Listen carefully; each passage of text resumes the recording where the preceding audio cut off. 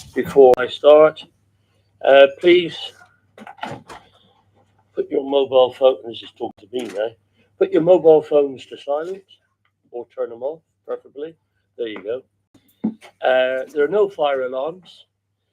So in the event of fire, please make your way out of the room, follow a member of the staff to the evacuation point at Southern Green by the Blitz tree. The exit's at the back there, visitors. So don't think we're all running towards you. We're running for that door at the back if it comes to that. But please follow the officers. After the officers introduce the reports, I will invite questions and comments from executive members. I will then invite the opposition members to make any comments they would like the executive to consider in our decision making. Where there are questions, I will ask the portfolio holders to either respond or refer to an officer. As usual, if answers are too much detail or can't be provided in this meeting, we will circulate them subsequently, and portfolio holders will then confirm the recommendations from the report and move to the vote. Also, please note that are there any items which have already been appropriately considered and debated by other committees. I ask that members not repeat the same questions which have already been answered at those committees, or if they're waiting for an answer outside of the committee. Thank you. So we got no apologies from the executive. We're waiting for two opposition members. They'll arrive. Councillor Alcock. Apologies for Councillor Alcock. I've got the minutes of the 3rd of December. If you accept, I'll sign those as a true record. Declarations of interest. Please declare any declarations, please. There are no part 2 items at this meeting. Now move on to item 5, which is public questions. And we've got 2 public questions here. First one is from Fiona Wilmot, followed by Dr. Gillian Stowell. And so what will happen here, I'll ask you to come forward. Please ask your question. On this occasion, I will ask a portfolio holder to respond to you, and a supplementary question will be, you must add, I know there's always a bit of drift, and I'll allow a little bit of drift, but should be based upon the answer that you receive from us. Okay, so Fiona.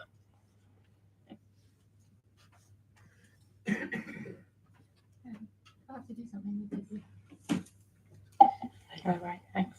Hello. My question is, in view of the planned new devolution framework, the threatened loss of citizens' advice Exeter may well prove untimely, unfortunate and unnecessary. Will the executive now pursue the suggestion that was contained in the January 24 Community Grants Report, paragraph 10.5, page 44, and consider an annual grant to support core funding of Citizens Advice Exeter? Thank you on that. And just before I ask Councillor Williams, the portfolio holder, to give an answer to that, with regard to devolution and any local government reorganisation, nothing works that fast. So we'll deal with this question, if you know what I mean. So, Councillor Vizard, can you give an answer, please? Thank you, Chair, and thank you, Fiona, for your question. In January 2024, the executive considered the report and agreed to a one-off transition grant to Citizens Advice Exeter for 24-25. This grant has been awarded. Okay, so there's the answer. Is there a supplementary based upon that answer? Well, yes. I think that my question would have referred to a grant for 25 to 26. And if there is no grant, would the council consider working with Citizens Advice to think of alternative ways forward for Citizens Advice and how to help the users of the service? Well, we have another question. We won't go into that. We have another question. We've also got a report from the scrutiny committee where I heard you and others people, and we will deal with that subsequently right after this, so you'll hear that. So that wasn't based upon the answer. So thank you for your question. It was based upon the answer because you said 24-25, and I said, what about 25-26? Is that not the same? No, it's not the same as 24, no. why don't you That's fine. please Thank you allow very me, much. allow me, or allow us to talk about, because we've got a scrutiny recommendation here, which may be a bit helpful, if you understand what I mean. So I'm not trying to shut you down. It's just, let's try to take it in a sequential way. But thank you anyway. So we now have a further question from Dr. Gillian Stoll.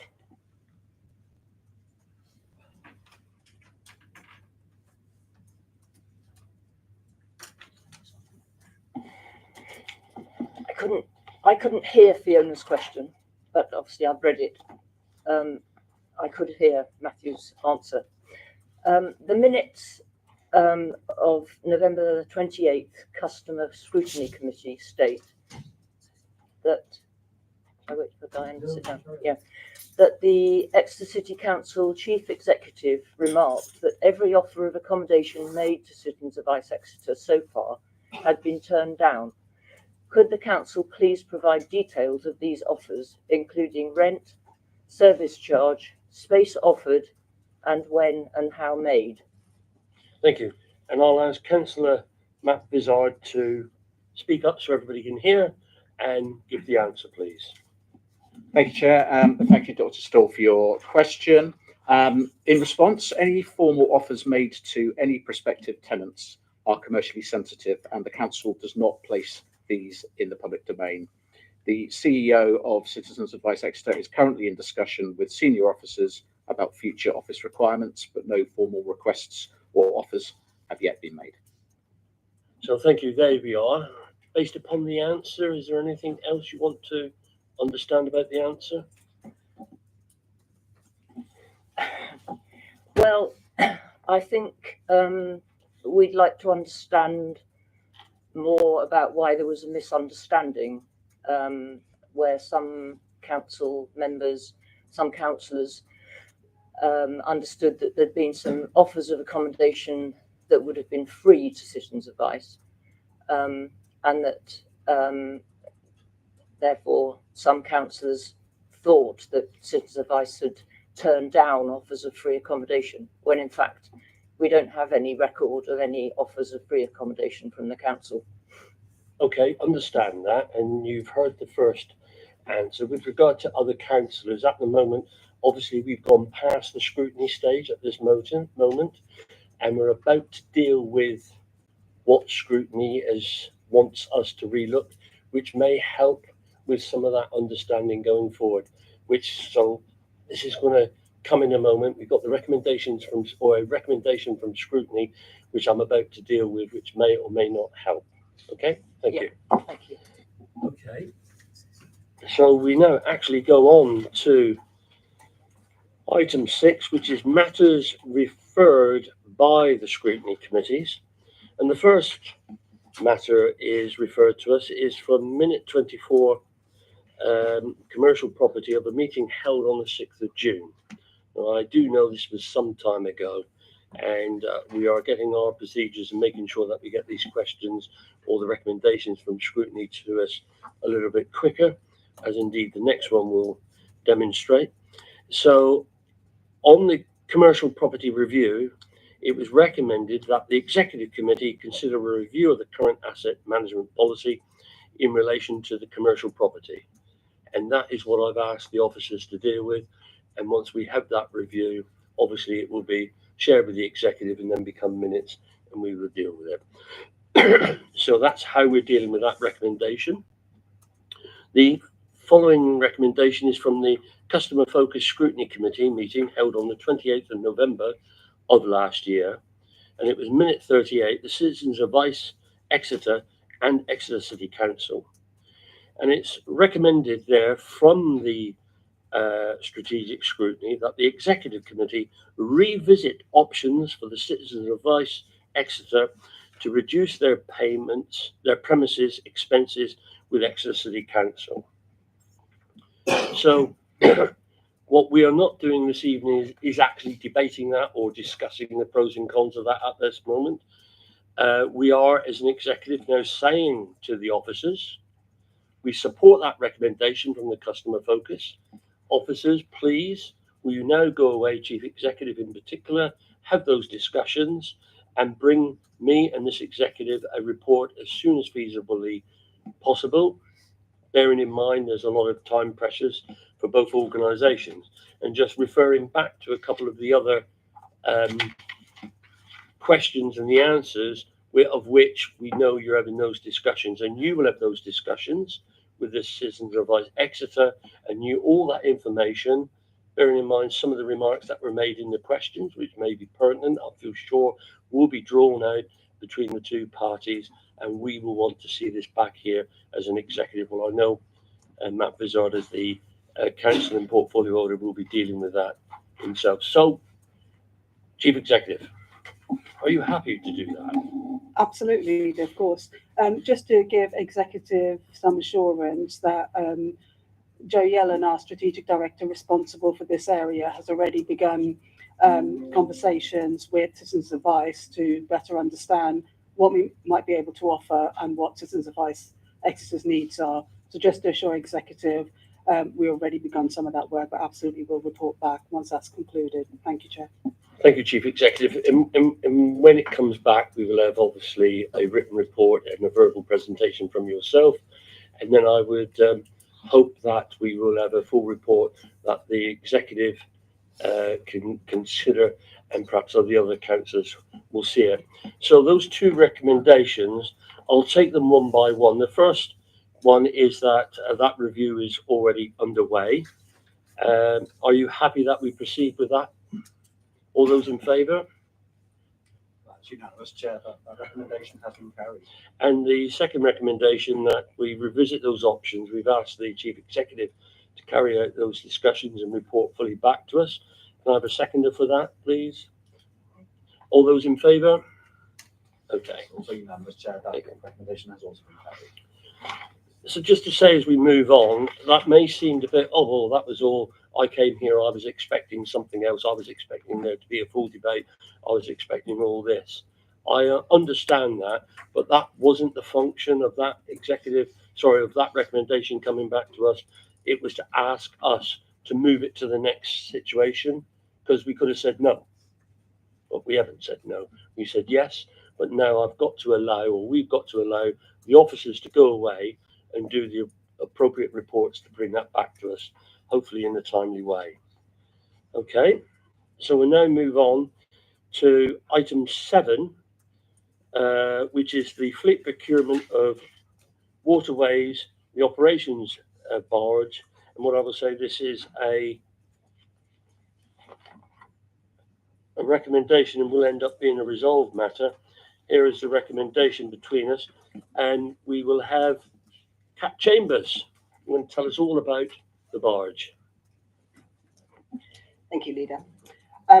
The duty holder for the Port of Exeter is responsible for ensuring that the port is adequately equipped to carry out its statutory duties. In light of the owner selling the current Waterways workboat, to ensure business continuity, Waterways must have a replacement vessel in the near future to continue to supply statutory work. The report provided a detailed options appraisal to support the duty holder in decision making, and after consideration also recommends that the executive agree to the purchase of a vessel subject to competitive market evaluation.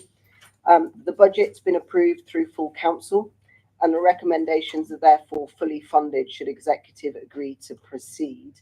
The port has several statutory duties requiring specialist equipped vessel and limiting the market available and detailed in the report. Port operations must manage dangerous vessels and dangerous substances. The ferry fire on the 27th of November is a good example of this duty in action.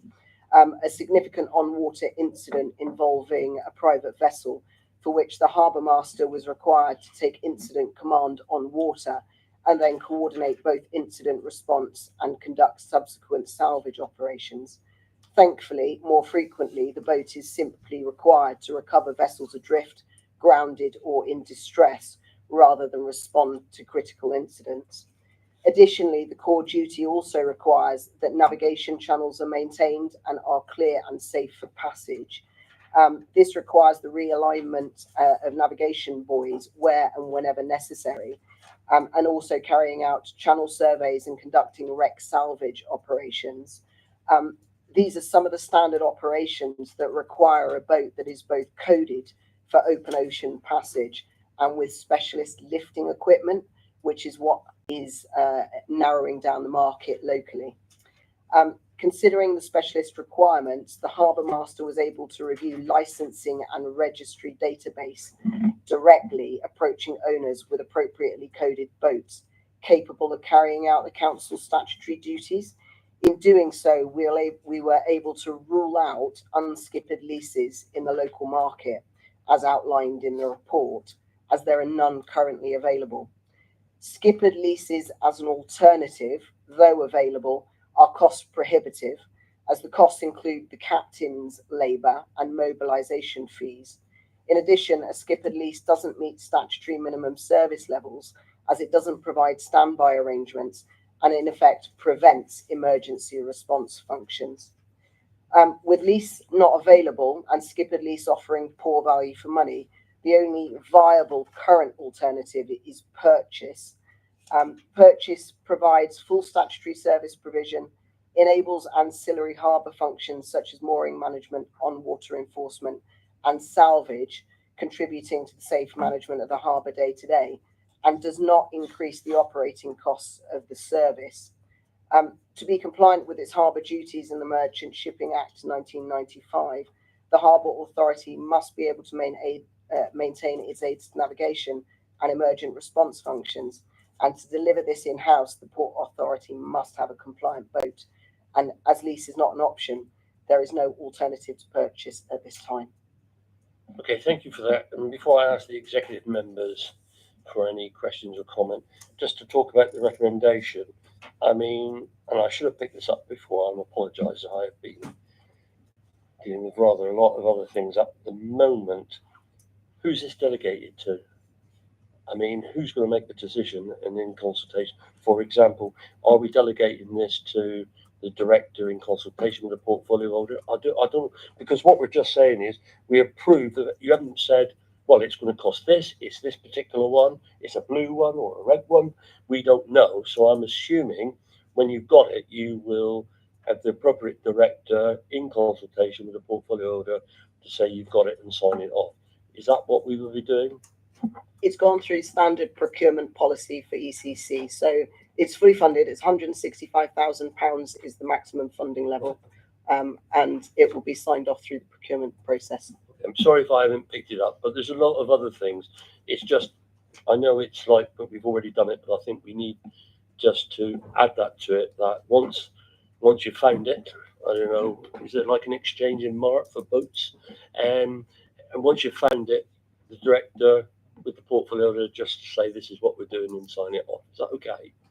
Thank you. Okay, so we'll add that in as a recommendation. Hang on, I'll come to you at the end once all the other members and then the portfolio, then the opposition members at the end. So any other executive members want to comment about this? Councillor Wood and Councillor Wright. Thank you, Leader. Obviously, this is an example of our kind of economic and maritime responsibilities which reach well beyond our city limits. Can I just ask whether the storage and crew will be at our Exmouth facilities or whether they will be at the Exeter end, if you like? And second question as well is, can you confirm how far off the Exmouth coast our responsibilities reach? So how far out from Exmouth will this boat be operating? Okay, pick those up at the end. So boundaries is a very topical issue at the moment. Councillor Wright. Thank you. Chair. Yeah, my question is just a bit of clarification. So as a council, we've already approved spending 165,000. So this is a request to us as duty holders to actually say, yeah, go ahead and buy that particular boat without going through procurement again to find another one for 165. Right, deal with that. Is that Right. Okay, if you hold that for now, Are there any other questions or comments from members? Councillor Williams, as a portfolio holder, do you want to help us with anything? Thank you, Chair. I'd like to thank Kat for a very thorough report. I think it's a no-brainer that we've got to go ahead and purchase this boat up to 165,000. A question for Kat, though, it does say in section 4.4 and 8.13, it mentions there being evaluation being carried out at the moment, and whether that's come through or not, that would be quite helpful to know. It hasn't, okay. I think that what's really, I can answer all of the Councillor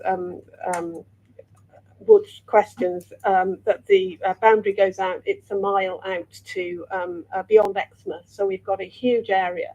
And I think it's also important to bear in mind, Cat's already flagged up one recent incident of the fire, but we've actually had, is it 2 named storms in the last month or so? So you can imagine that all the additional activity that that's created in the estuary, with vessels adrift, but also some of the navigation buoys breaking their moorings. We have to have a vessel that we can actually turn to immediately, rather than relying on leasing a boat and getting people to act within a sensible time frame. So as duty holders, and the duty holders are all the executive members, it's absolutely vital that we have our own boat and we can actually take action immediately, as has been happening throughout the recent storms. So it's a key piece of equipment, and I fully support this recommendation. Okay, opposition leaders on the recommendation at all? Okay, all things nautical. Kat, there's a few questions there that's been asked, if you can help us with any of them. Yeah. So in response to Councillor Wood, storage of the boat itself will be at Exmouth rather than Exeter. The crew have amalgamated duties with the canal, so they tend to move between Exeter Depot and Exmouth Depot, depending on where their work allocation is. As Councillor Williams has just said, our remit of control is approximately 1.2 miles out to sea, hence the deep or the need for ocean coding. In response to Councillor Wright, the report has come through to executive as the duty holder responsible for resourcing, but also in effect to ensure transparency to the procurement process and ensure that we have detailed all of the considerations around the procurement of the vessel moving forward. In regards to the Councillor Williams' question, could you repeat your question for me? It's in section 8.13. Sorry, it's in section 8.13. A market valuation of the current boat offer is pending. So it's just that, where are we with the evaluation? So we haven't had the evaluation back yet, but it has been carried out. Okay, thank you, Kat. And so 1.2 miles. Why 1.2 miles? 2 kilometres. So with the amendment that we have, that it's going to be, obviously the director will consult with the, no, do we need to do that? No, we made the decision. So, Chair, I suppose what I'd say is that we'll follow our standard procurement policy, and it doesn't require for this amount for further sign off by members. Okay, I get it. I'm just hoping we'll get a bit of change out of 165,000. That's all. That's all I'm interested in.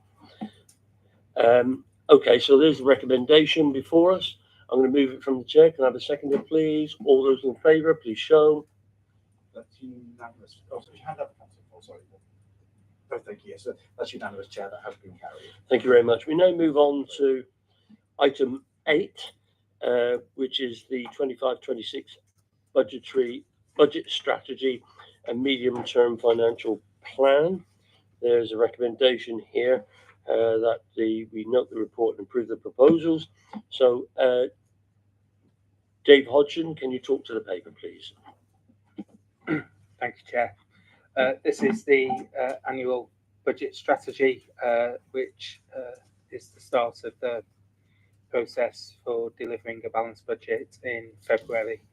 So this purpose of this report is to update members on the provisional financial settlement that we've received from central government just before Christmas, and other key funding mechanisms and the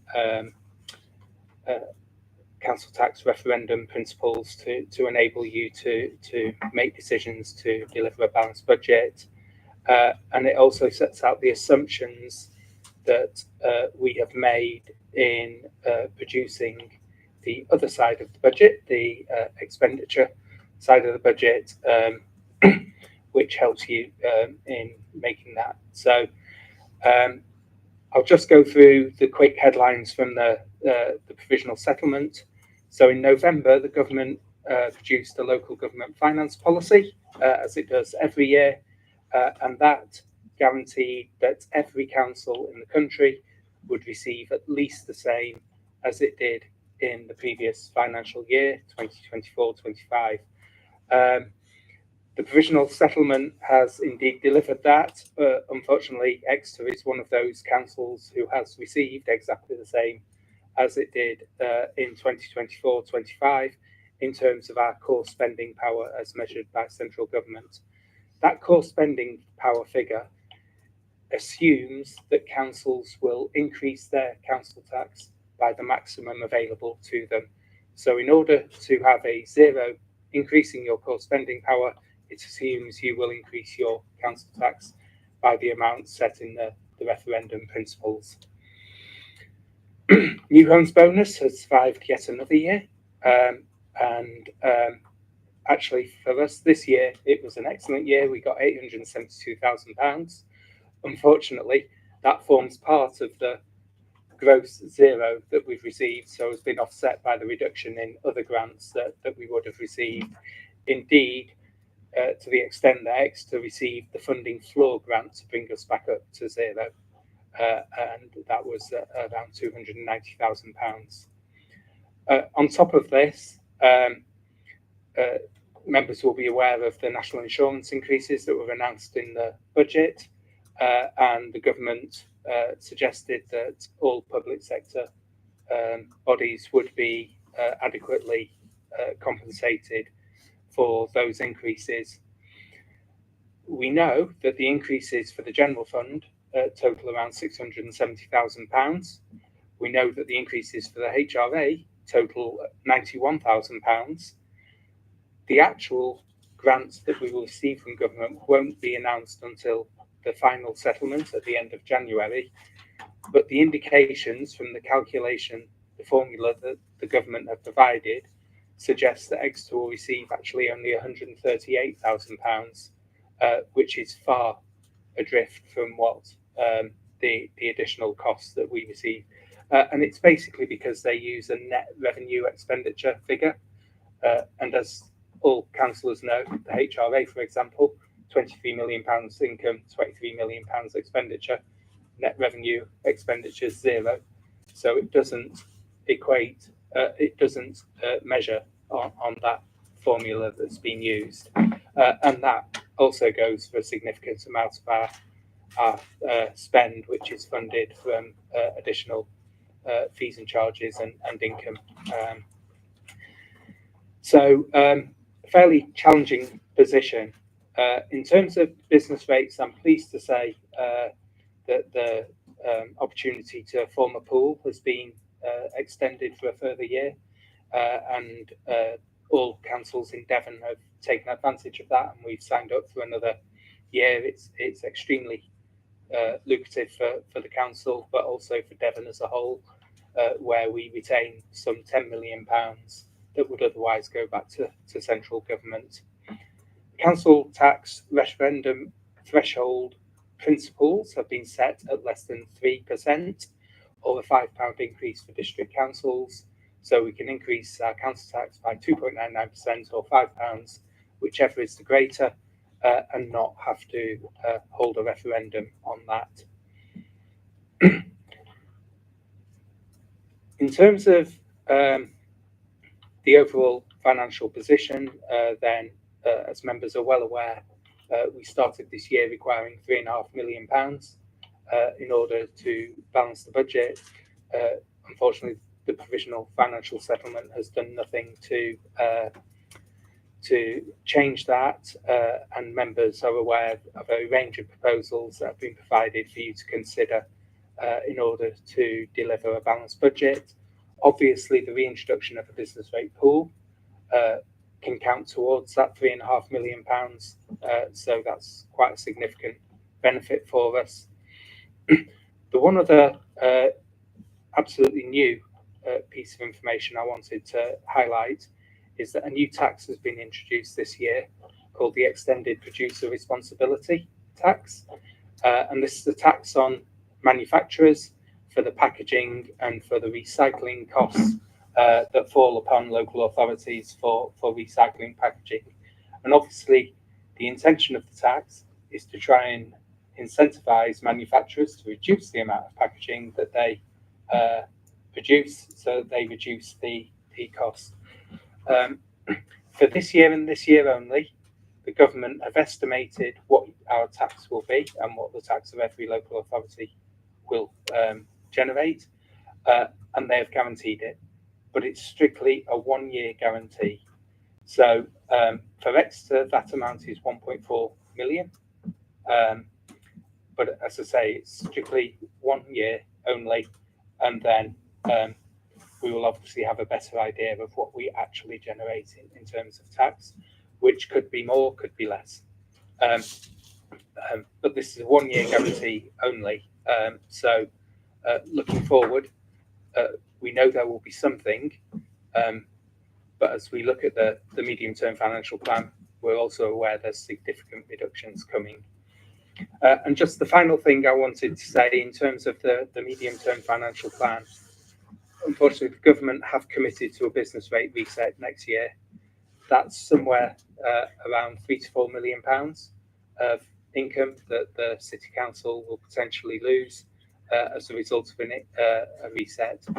Now, it's likely there will be transitional arrangements, so they won't take the whole amount in one go, but even a 33% over 3 years would be a significant reduction for us to identify. That's been built into the medium-term financial plan, and obviously the extended producer responsibility, albeit this year it's doing things like protecting against the national insurance increase, will be one of the mechanisms that we can use to at least partly offset that reduction required. And I'm happy to take any questions. Thank you, Dave. Just before I open it up to the executive, indeed, tomorrow night all councillors have a briefing at 5:30, I'm correct, whereby we'll be going through this in detail. So there's a real good opportunity to get into the bones of it. And I feel sure, not that you haven't given us a good explanation here, you'll amplify some of that for tomorrow evening so councillors can come in. So if you missed it and you wake up in the middle of the night worrying that you should have asked something, you've got another chance tomorrow night. So, executive members, any questions or comments? Councillor Wood. Thank you, Leader. 2 questions, really. One is the manufacturer's tax that you mentioned. One-off guaranteed figure, and then beyond that, it's variable depending, I guess, on, how is that going to be collected? Is it billed to individual companies? How's it set? I have no idea. And the second one is, I'm pretty confident I understand it, but the term the rates pool was used. I was just to kind of go on public record, as it were. Can you give us an outline of the principle? What does that mean? That's it. Thank you. Thank you. Councillor Vizard. Thank you, Chair, and thank you, Dave, for the reports. I think it's worth restating the challenges for us as a council.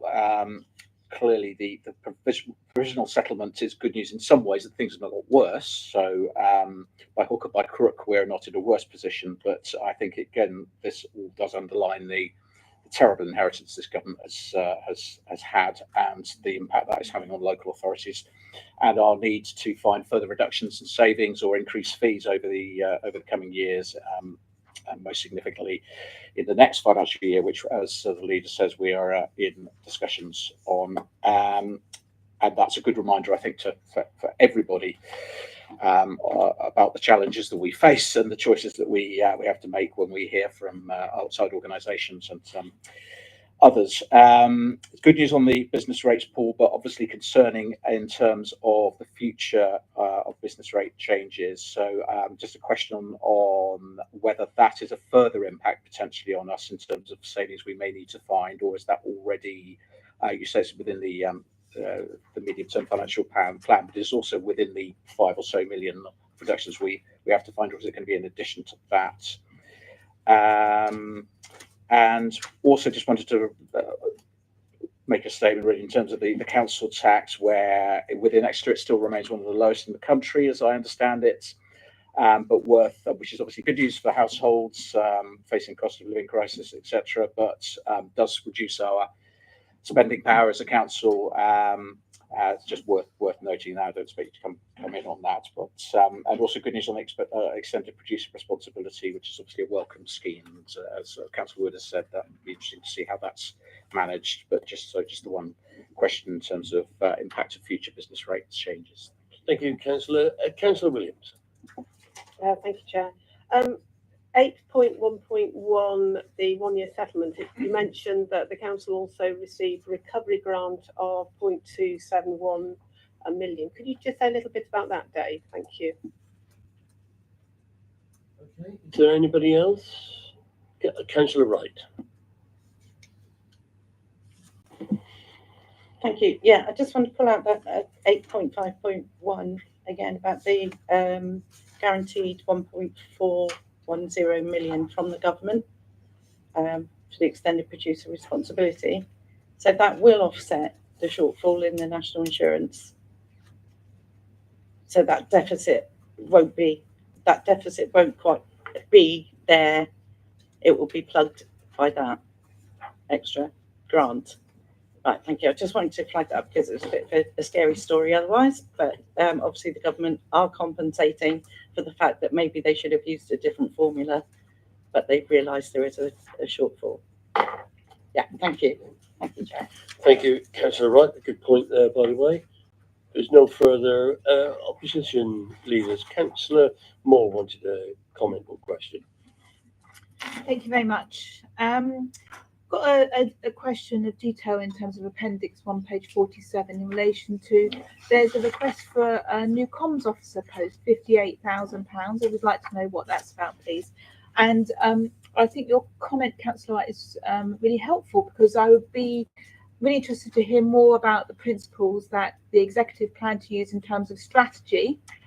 Because you've mentioned that rather than using this extended responsibility money on investing in fully rolling out food waste, it's going to have to cover the holes in national insurance. So what are the other principles that you're looking to adopt in terms of will we be looking at cutting all the discretionary services? What will you be doing in terms of taking on board the consultation that's been had with the community? We haven't got any information about that. So I'd like to know about the feedback that the public's given in terms of that consultation, and when we'll actually see the full budget book, because here it's just all very headline figures, and it isn't the detail that's necessary to understand the principles of how this strategy works. Thank you. Okay, anybody else? No? Okay, thank you for that. Just dealing with that in the budget book and everything. We've got all the information that we need in relation to what we need to do is to give up our thoughts on what we need to do to find £3.5 million, basically, or more if we choose to do something else. And at this moment in time, that's what's happening with the that 1.4 million. We have no other plans at this moment. We have to get through the budget. And of course, any thoughts on what we spend or how we spend, what I would say to the opposition leaders, I look forward to listening to what you propose at the budget meeting to find that 3.5 or indeed more money should we decide to spend on other things. So all the tools I have, and you'll be getting a few more tomorrow, all the tools I have, you will have on all of that. Dave, there was some other points raised by the councillors. Could you answer some of those, please? So, yeah, so extended producer responsibility. I'm pleased to say it's not built by us. So there's a central organisation that is managing the whole administration of the process, and then they will pay the money over. So we'll get it in arrears, but we will get it in the financial year. I should also clarify the 1.41 is guaranteed as a minimum. So if we generated £2 million worth of tax, my apologies, if we generated £2 million worth of tax, we would get £2 million. 1.41 is the minimum we will receive. So that's what we're banking on, because that's guaranteed, but it could be higher.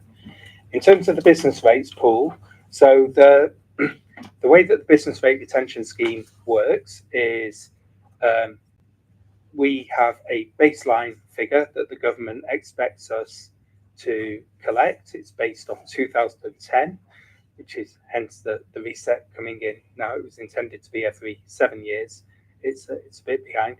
It's based on the 2010 business rate valuation. That's the amount we have to receive. Anything received above that is growth. And the way that the growth works, and we do really well out of growth in Exeter, is that 40% stays with the district council, 9% for the county council, 1% for the fire, and then 50% of that growth goes back to central government. The pool is interested in that 50%.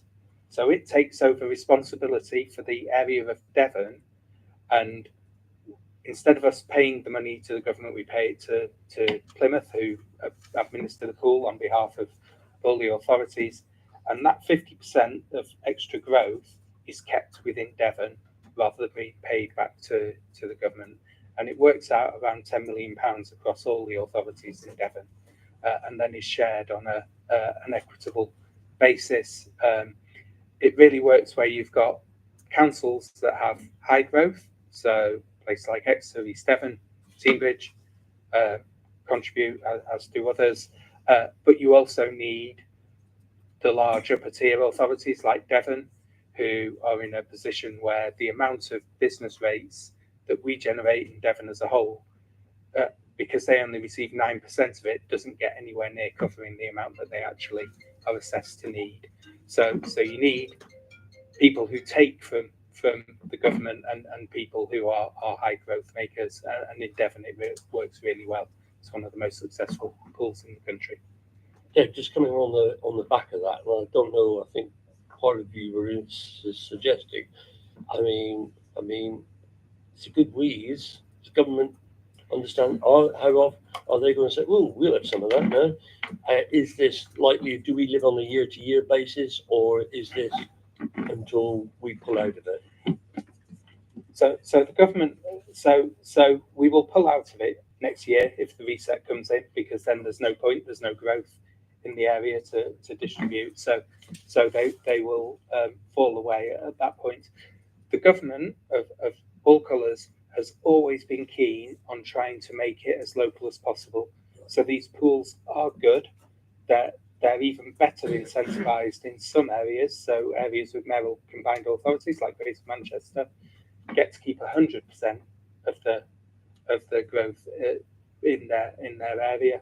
It's something they've been keen on, and members might recall about 5 years ago we had a 1 year where we grew 100% growth retention pool, and it was excellent. We generated about £900,000 for the city council that otherwise we wouldn't have kept. So it's a very good tool, but it's always been the plan of the government, and ideally, if they could have afforded it, they would have wanted it to have been rolled out across the country, not as an option for areas, but as the way that business rates naturally was run, just to say there is a risk to it that if a council goes below its baseline, all the others have to promise to bail them out. So never happened, never got close in Devon.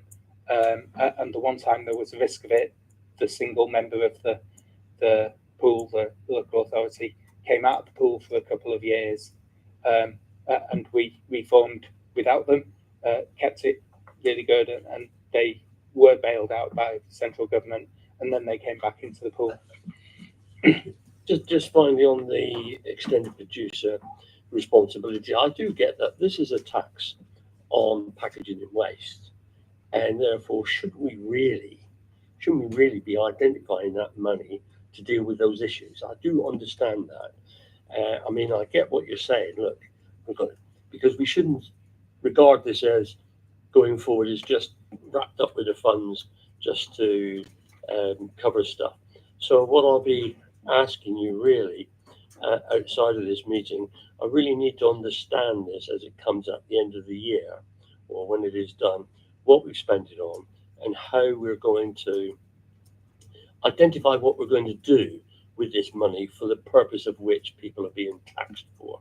I think that's quite important on how we communicate that. Otherwise, we're just seem to be sort of taking a tax off of people to subsidise other things. That may be a thing. I mean, there's a particular issue at the moment we've got to get through, we've got to survive, we've got to get through.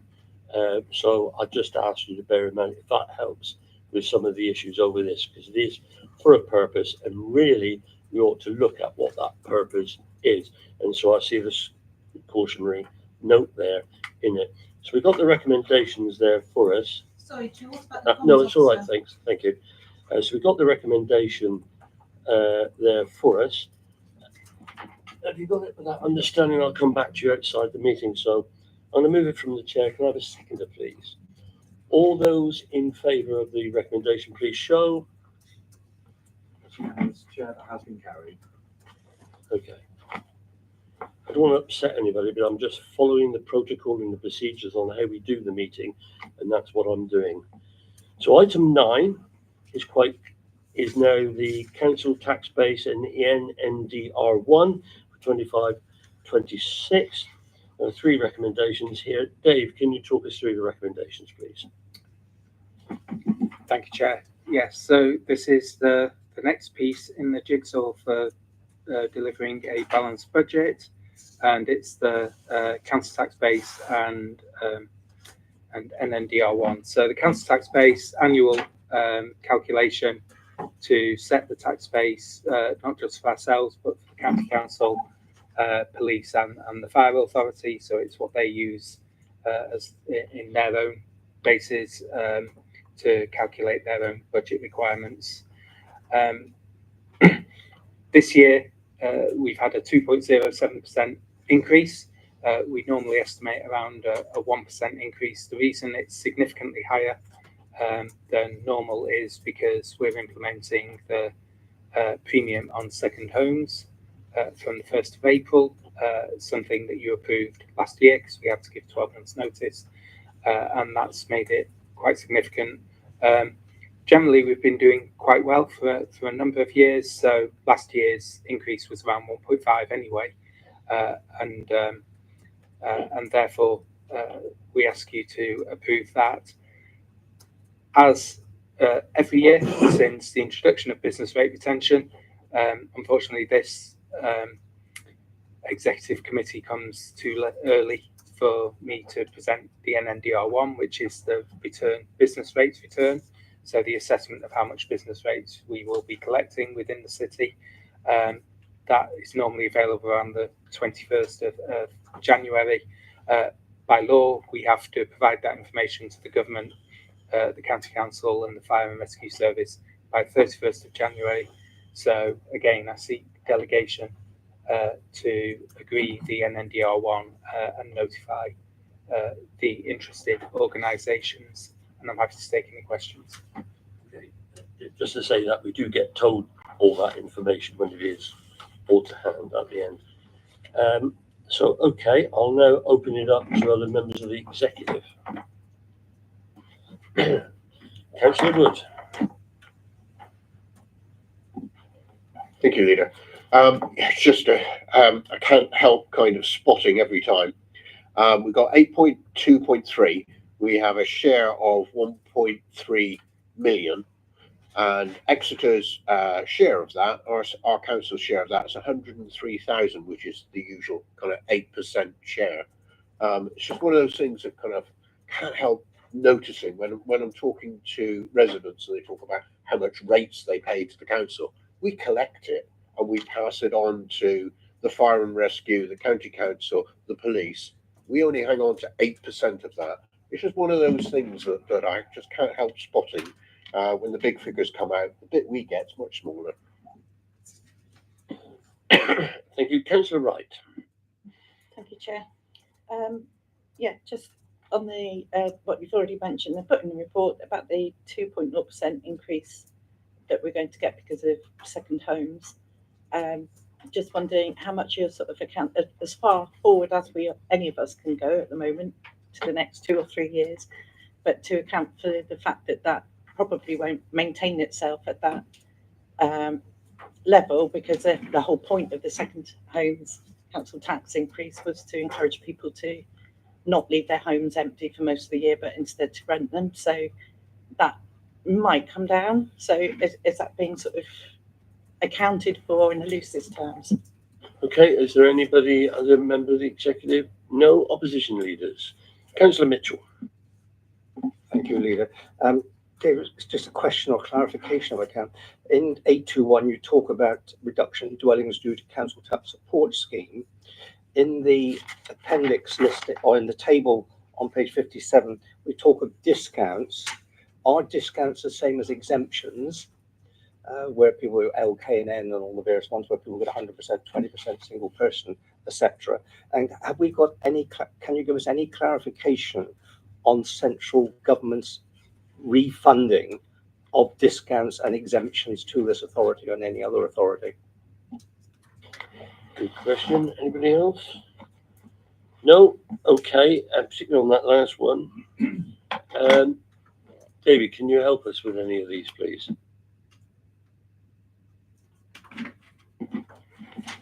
So let's start with the first question. Have we accounted for potential second homes reduction? Yes. So one of the things that the government provided quite late on was a list of exceptions to second homes. So certain second homes will be exempt from the premium, namely ones that are actively being marketed for sale, ones that are actively being marketed to let, and ones that are provided for your work by your place of employment. So if your place of employment provides you with a second home for your work, then you will be exempt from the premium. So we have made an assessment. We genuinely do not know how many of those will come out. Once the tax bill comes in, I'm sure we will quickly find out how many properties will be subject to the exceptions, but that is absolutely built into the estimate for the tax base. And then in terms of council tax support and reductions, so council tax support is its own line in the table in the appendix. I apologise, I have to change my glasses.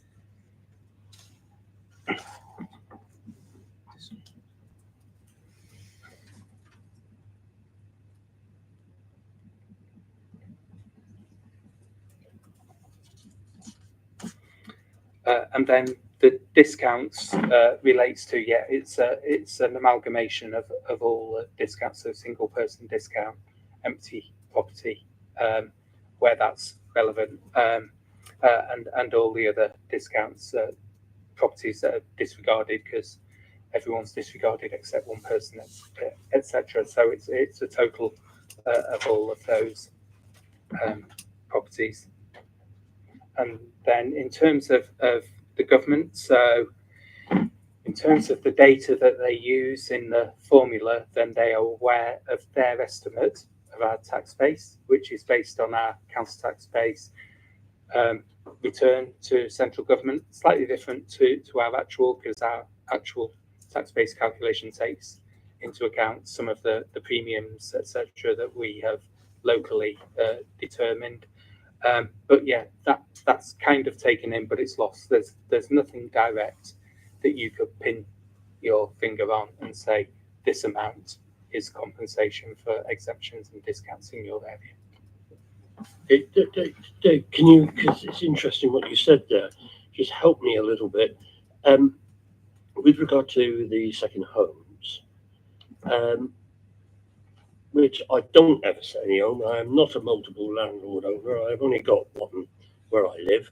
I don't own properties or whatever, so I'm not asking for myself. I'm just curious here. What would happen? You say if I'm marketing something, I would be exempt. But what about, well, yeah, I am marketing it, but I'm not accepting any offers. I don't have to tell them that. I can. Is there a time limit on all of that? Because I could be marketing it for the next 5 years. You know. And secondly, while I'm marketing it, I'm just having people in there renting it for now. Surely, you know, I must be exempt still. Or can I get out of it? Is that easy? I mean, if I thought of that, I feel sure a lot of these clever people will think of lots of ways of trying to get themselves around over it. Is there all things to, I mean, it's emerging, all of this. It's emerging. Hopefully these sort of loopholes of people, perhaps I've got a dim view of people trying to get round things. Perhaps they're all waiting to pay the second home tax. Thank you. So in terms of second home, my understanding is there's a 12-month limit on marketing for sale. In terms of properties that are let on a short-term let and holiday basis, they are a very grey area in the tax, in terms of council tax and business rates, in that they don't tend to fall into either bracket, and therefore that's still an area that's open to the opportunity to not necessarily pay tax.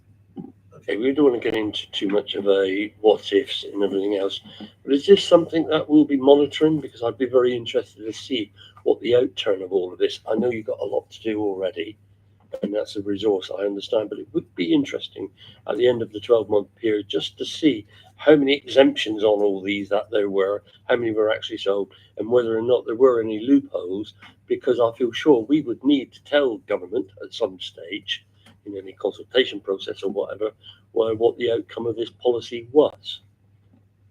We could certainly provide an update in next year's tax base on what the impact has been. Okay, so thank you very much. I think that's quite interesting, and as I said, it's all quite emerging at the moment. So we've got 3 recommendations. I'm going to move them from the chair. Can I have a seconder, please?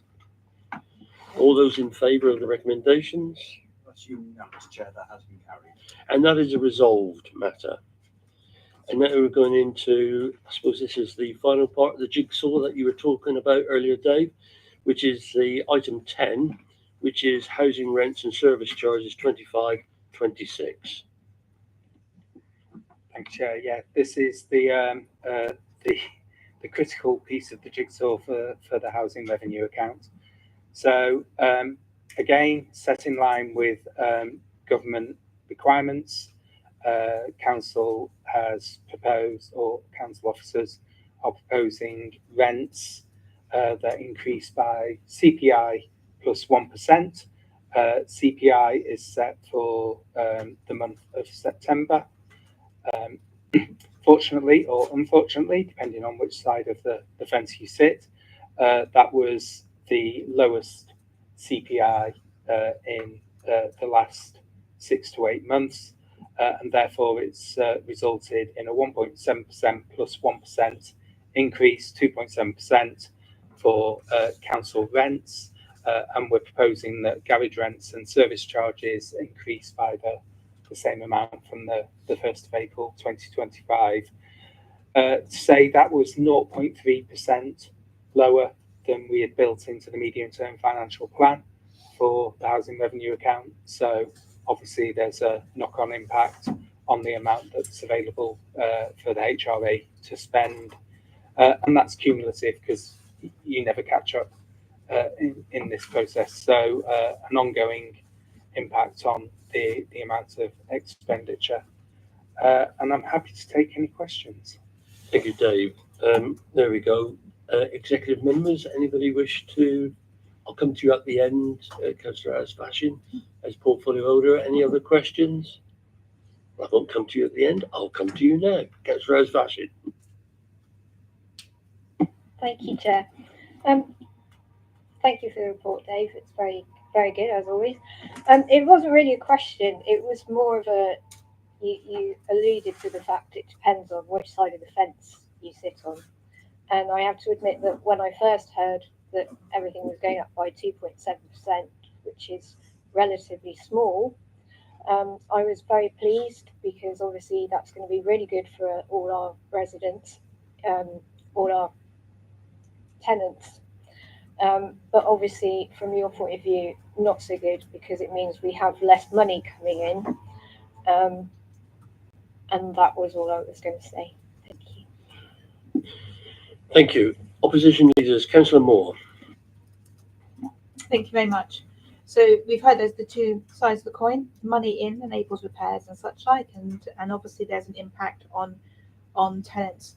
I'm interested in the equalities impact assessment that goes along with this. The inequalities impact assessment speaks quite a lot to the issue around impact on council finances, rather than the impact on those who might be affected. Now, I've asked about this question in previous years and been told that don't worry, riders are covered by housing benefit. Not all tenants will be on housing benefit, but I don't see in the equalities impact assessment any consideration given to those who are not on housing benefit. So I've asked the question about 3 years in a row now, so I'm really quite disappointed that that point isn't addressed. Do we know if rent arrears has gone up? Because the rents have gone up in quite high. There was a rent freeze for a number of years, so I'm just really interested to see what the impact of that is. And obviously, I do understand and appreciate that if we don't have income from rents, then issues like, you know, the continuing problems with the repairs budget will grow. So, but it's just being mindful of the impact that this rise has and how we might address those issues that tenants might face. Thank you. Okay, anything else? No? Just a remark, we're still cheaper than the housing associations and way cheaper than the private sector, which is something that we would always want to do. This is, when it's dealt with in a moment, a resolved matter. So, you know, if we can't satisfy you on this, that's what we need to do. But I think 2.7 is acceptable, as the portfolio has said. But Dave, is there any questions? Can you answer anything there really in relation to the equalities impact assessment, please? So I'm afraid I'm going to have to go back and look up rent arrears to identify whether they are indeed going up. I think we have a monitoring report, so we have monitoring reports on all these things, don't we? Yeah, so I think it's included in the budget monitoring report, and certainly at the end of the financial year we report on the arrears position. But I'll get a written response to the council. Please do. Because I'd rather not have that. When I say I'd rather not, I would like that question to be resolved now. It shouldn't be going on for 3 years. We should be giving councillors a satisfactory answer. Even if that answer is one that they may not like, we still need to give a proper and appropriate answer to councillors. I think 3 years isn't good. I'm sorry if it's not been dealt with. It's something not me in my mind. Okay, so we got the 3 recommendations there. Sorry, Chair. My colleague. No, look. As I said, there's a protocol. I'm going to stand hard and firm to it. At the same time as Councillor Moore at the beginning of this session. Put your hand up clear in the future. Councillor Mitchell. Yes. Come on, you've got your way. Come on, please. Thank you, Dave. Please be clear. In relation to 8.2, where you provide us with tables on the rental payments situation, as the leader has said, our council rate comes in below housing association. I think one that could be added to that table in future is affordable housing, because increasingly that's becoming a factor in us, and in effect, on my calculations, that would come out at 188.13 a week, being 80% of market, which will be the private sector one. The question I was going to ask is, do we ever look at comparable figures, particularly in regard to our social housing, with our with any neighbouring authorities that still hold social housing, to make sure rentals are comparable? I think that's not a bad idea, to be quite honest. So just let me understand, when we say the Exeter 2-bedroom weekly rent is 95.49 over 52 weeks, is that, well, I know it's an average, as it says. Is an average of social and affordable, or if you can explain that, because it is a good question, and about the comparison with other local authorities. Could we have a table in future within the Devon Home Choice? So thank you, Chair. Yeah, we do.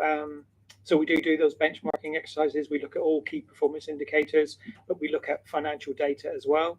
So we do monitor that, but outside of this process. In terms of the rents, that would be social rent. That's social. Yeah.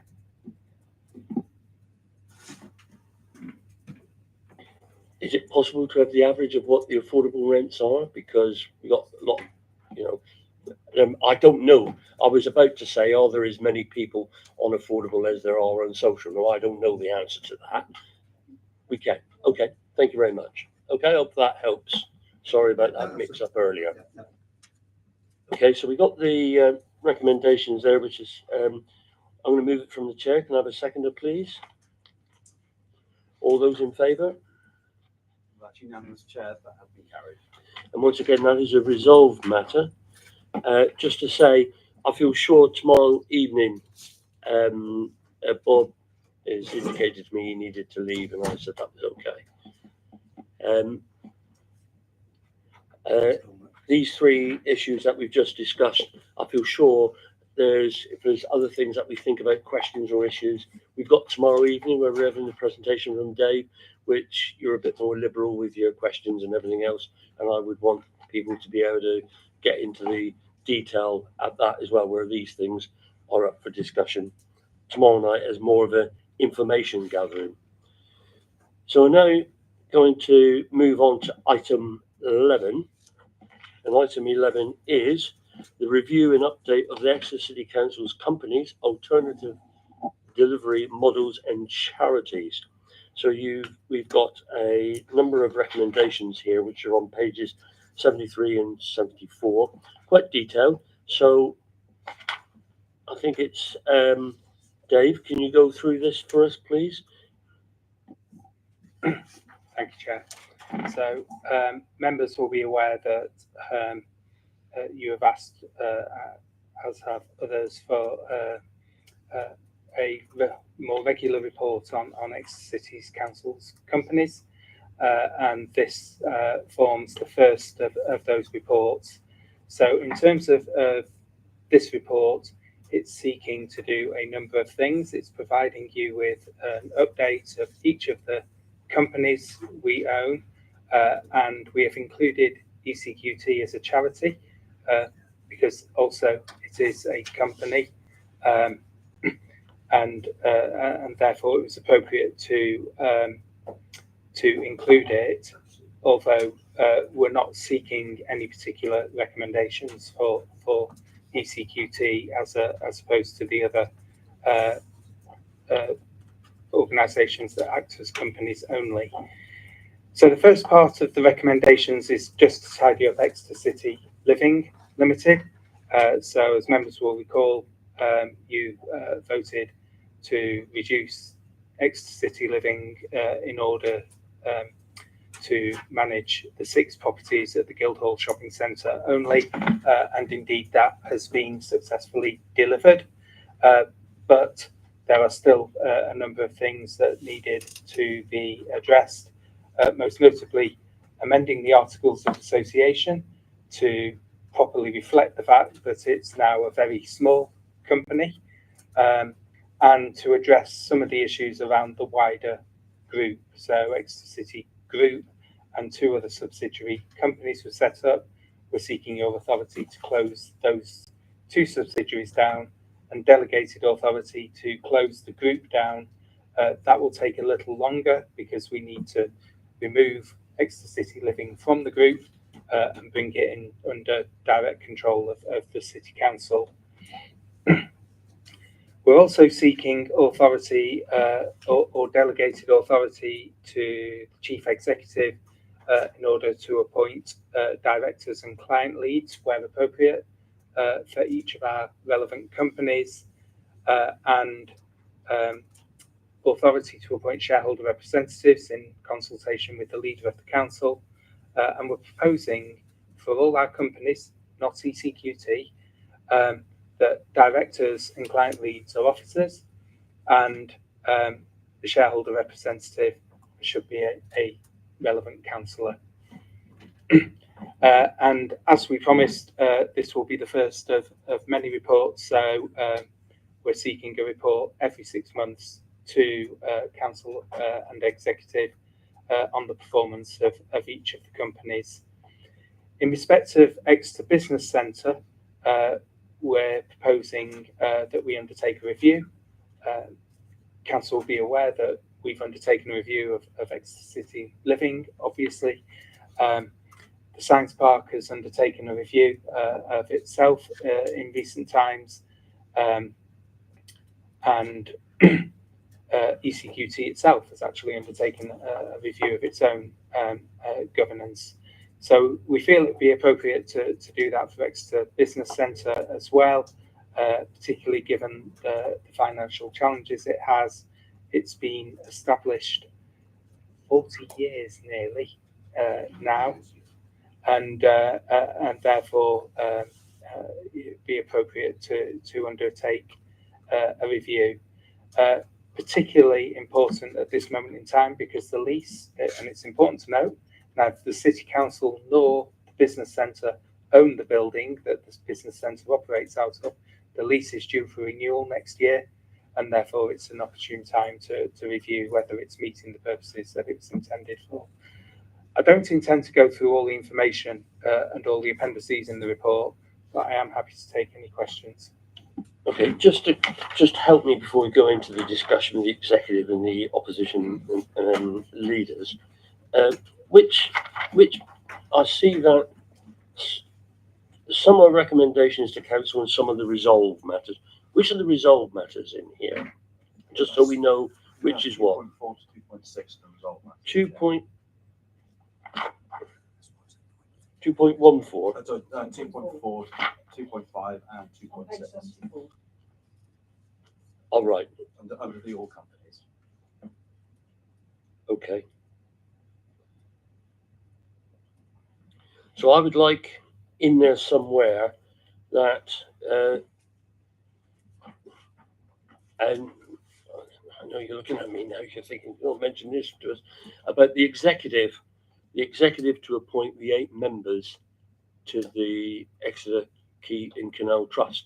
And the reason why I'm saying that is we wait for the outside bodies, and for some unknown reason, it's contained with the outside bodies, with all the charities things and everything else. And as you know, we've still to deal with that. I think it would be far better that we appoint, because they are councillors, that we appoint those members, because that's effectively what happens in any event. Just one moment. Because that's what effectively happens in any event. Yeah, I mean, yeah. It's just never thought. I'm just thinking, I should have mentioned, I'm just thinking it would tidy that up for us so we know who's appointing the 8 councillors to the Quay and Canal Trust. I understand what you say. I think it's, as David said, we're looking at this as a gradual process. Right. And there are various stages we're looking at because we need to approach this very carefully.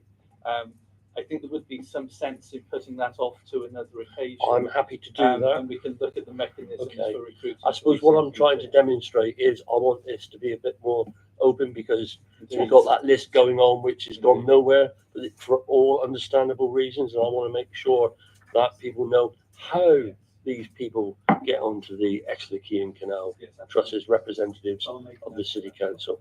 Thank you very much. Okay, so we're learning all the time, everybody. So I'm now going to open it up to members of the Executive Committee. Any remarks, comments? Councillor Wright. Thank you, Chair.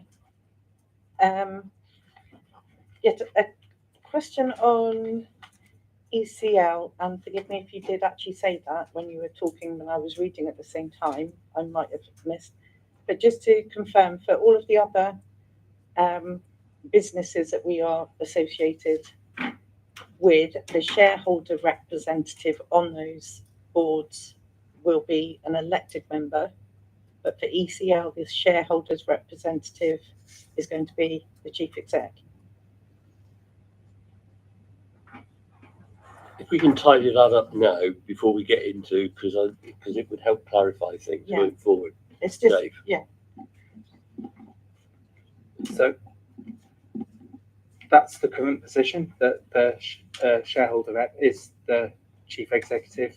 But again, we're leaving it for you to determine with the chief executive whether you still feel that's appropriate. So the delegation will be to the chief executive to make that decision. The general principle we're looking to follow is that the shareholder representative should be a councillor. However, given the size of ECL as it currently stands, you may feel that that's not appropriate for a councillor. So it's a general principle we're looking for, but in the chief executive in consultation with the leader will be able to take a decision. Okay, so I think that's cleared that up. So that's what you're asking. One of the things you're asking us to do. I'm very sorry for my confusion. I must say I do find the recommendations a little bit right. Anything else? Confused on there. Yeah, the Articles of Association, page 86, referring to clause 13.1, where it's talking about going down obviously to one director from 3 as previously. I'm just wondering if that's necessary. The quorum at the directors' meeting shall be 1. If there's only going to be 1 director at a meeting appointed at the time of the relevant directors' meeting, so a director will call a meeting with themselves, and then it would be quorum. Just wondered if that was a bit of unnecessary. But we appoint, and then off you go. Yeah. So those initial steps will be dealt with through the process of dealing with the 3 directors in place, and then bringing the resolutions to bring it down to 1 director. Okay, I think I'm being pedantic because I was just, sorry about that. And then just another thing to note, section 2.4 and 4.3, page 74.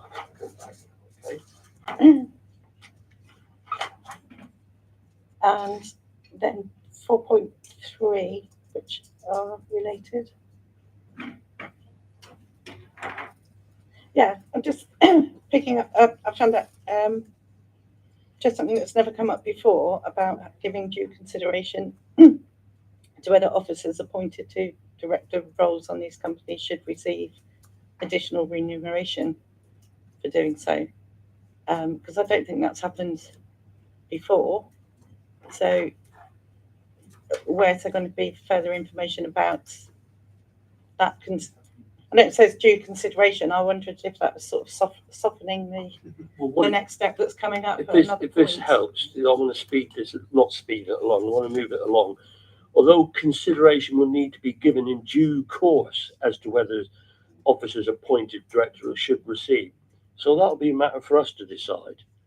And so I'm not too exercised about that, but perhaps at the end,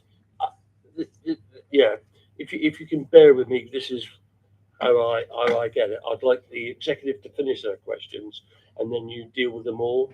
Sorry, it's how I would prefer to do it. So otherwise it's like this all the time.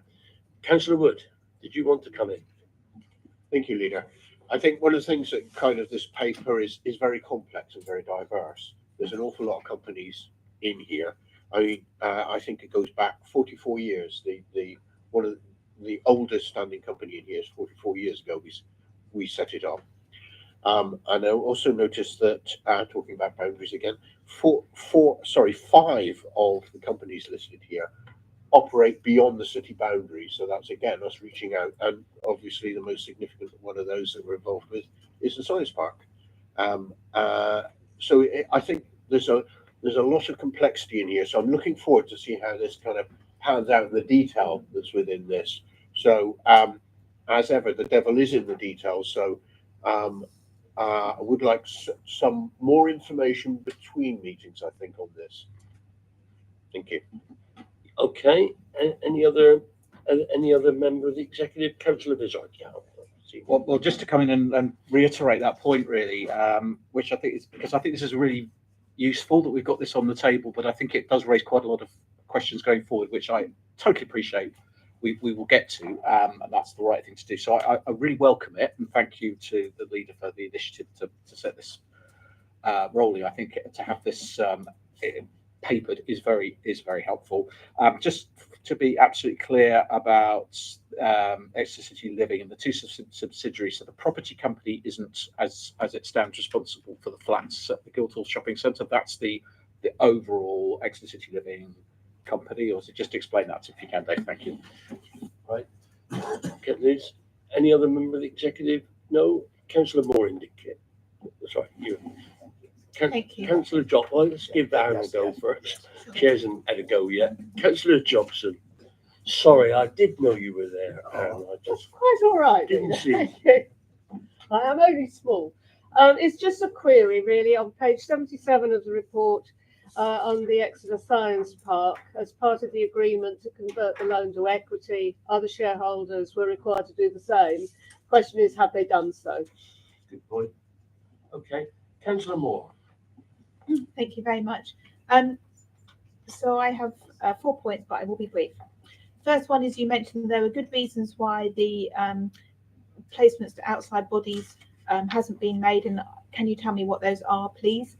I do think it is important that the shareholder representative and director appointment is consistent, even if it's small, because there's a number of sort of non-trading companies which are listed in the other appendix, and there's a lot of non-determined places. And I do think it's important as a process of principle and policy for a councillor to be there to sort of say, well, what's happening, you know, how does this work, etc. I am concerned about the nature of the review for the business centre. So my former colleague, Councillor Sparling, really enjoyed being on that and made, I think, a significant contribution to that board. And she was of the view very much that this is, you know, got great potential and is doing a very good thing. So if the review is for the purposes of, yeah, let's wind it up, then can we just be clear about that? If it's a review for, you know, what are the options? Is there an option to develop its business plan? If it needs to move premises, what's that? So I'd like to really understand the scope of that, please. I'd also draw the committee's attention to the articles of the company, which had an amendment, and the amendment to the article said there should be a minimum of 4 directors. I understand there's only 2 at the moment, Councillor Wood and another. So I can't remember who the second councillor is. Councillor Nod. Yeah. Okay, so there's only 2 there, and there should be 4. So can we have comment on that? I am quite concerned in the report that the in relation to ECQT that the report says that the charity should be drawn into the corporate performance and reporting framework. Now, the Charity Commission is quite clear that charities should be independent from the state, including council. So there was the court case in relation to Croydon.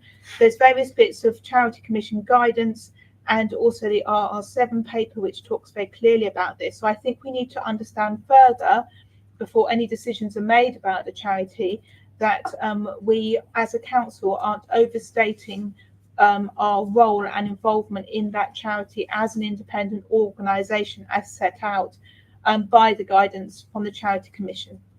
Thank you. Okay. Cousin Mitchell, I didn't want to miss you out. No, I'm sorry. I'm now nervous about that every time. I'll see if I can come up with such good questions as I did last time.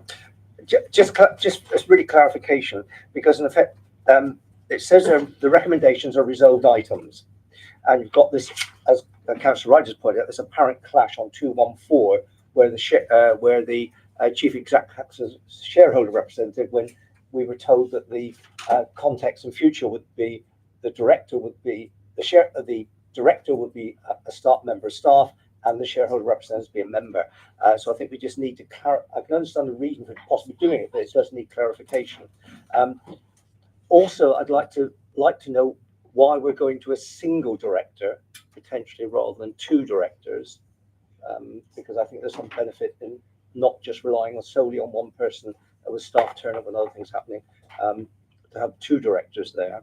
In regard to the members, where they're shareholder representatives, I've seen on other authorities where there have been difficulties about holding those members to account. And I think we have some sort of issue about that on the science park, about what ability they've got to report back to us as the council in regard to matters that are effectively relating to a private company. And I just wondered whether we could have some clarification on the ability of council and both the director and the shareholder representative to actually formally report back to this council. Indeed, because of the, I need to comment on that, because of the Exeter Science Park, which, and you're quite right to grill us on something, and whereas we said this was all news to us at the time, we had a responsibility. Now we're making sure we're aware of all these things that go on, and that's what we're doing this to have the route. So we will. I think that's very, very important. With regard to the shareholder, I mean, what the chief exec suggested to me there was that perhaps I should be the shareholder.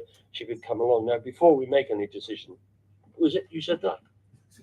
I would support you in your role as shareholder rep. Yes, that's what.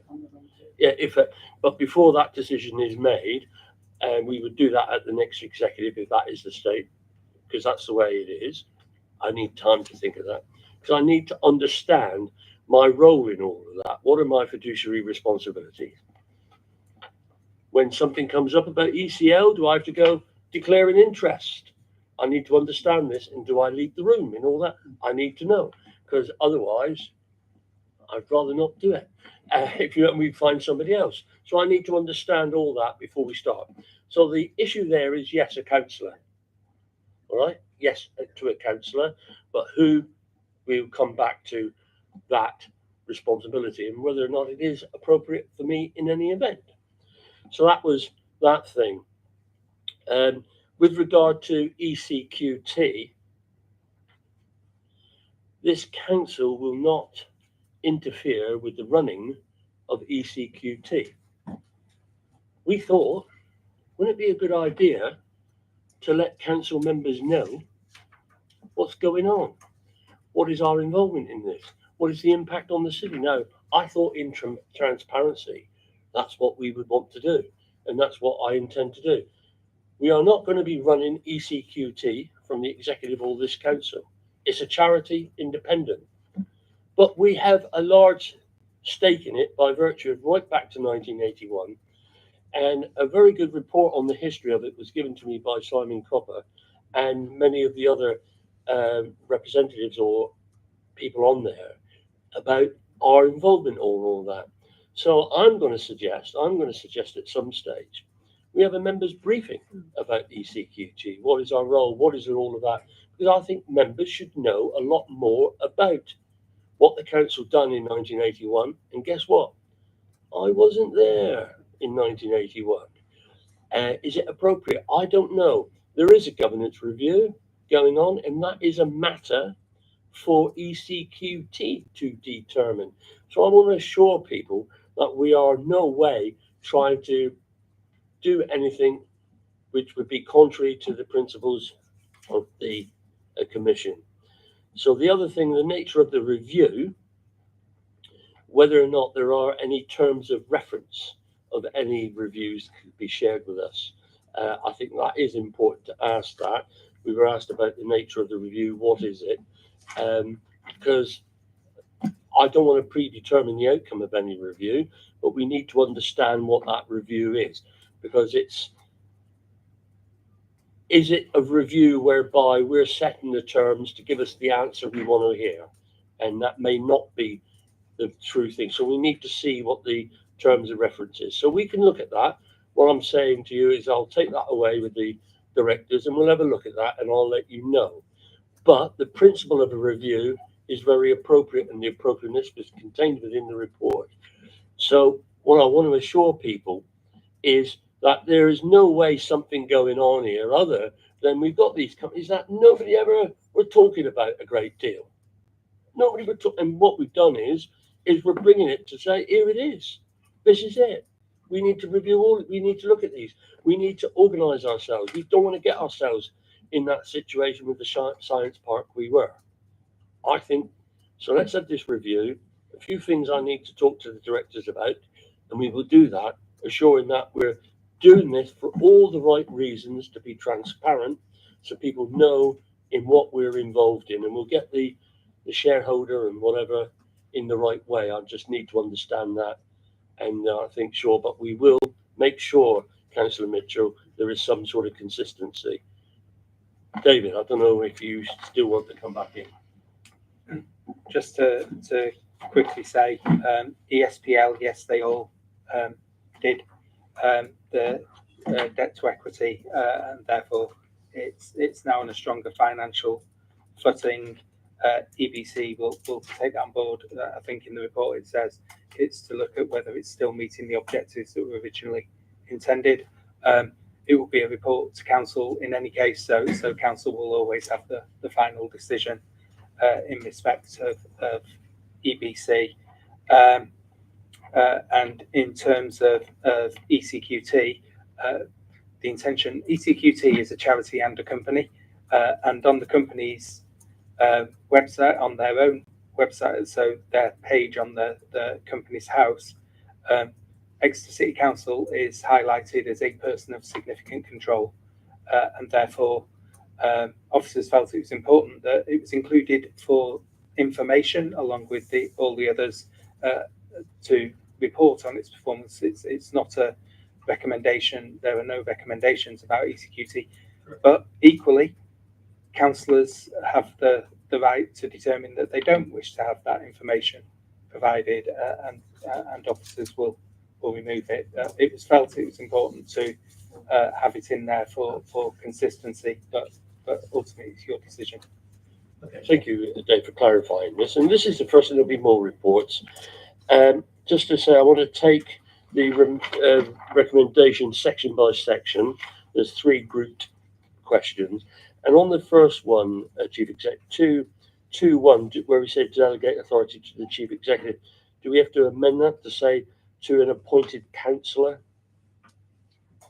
Appointed by the executive of councillor? I mean, or does that run as it is? Let's just wait. Because we said about, I said we'd have a councillor, do I? Because I don't want us to pass something which runs contrary to what we said a moment ago.